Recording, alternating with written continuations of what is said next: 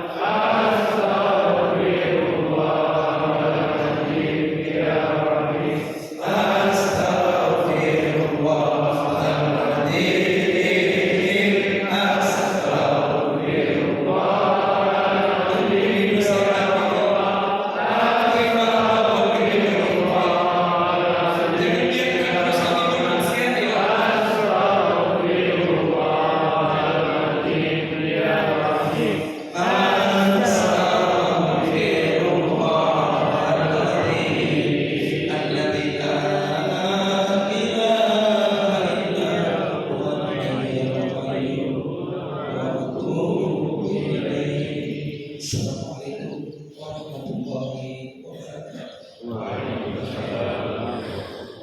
Yang mulia pada hari